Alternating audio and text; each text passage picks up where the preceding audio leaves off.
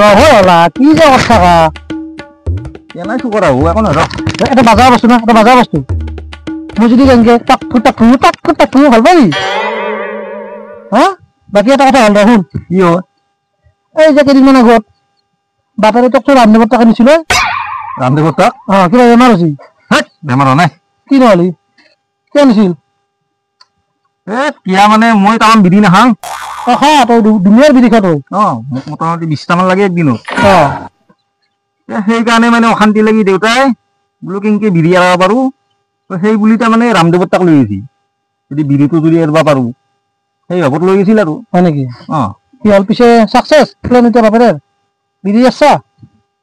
বিধি এৰাটো সাকসেস নহল নতুন প্লেন এটা শিকি আছো কিন্তু তাতে নতুন বস্তু এটা শিকছো তাতে কি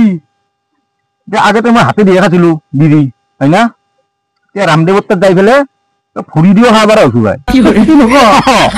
ভৰি দিও খাবাৰ হৈছে এই কি হৈছে এৰা নাই বিধি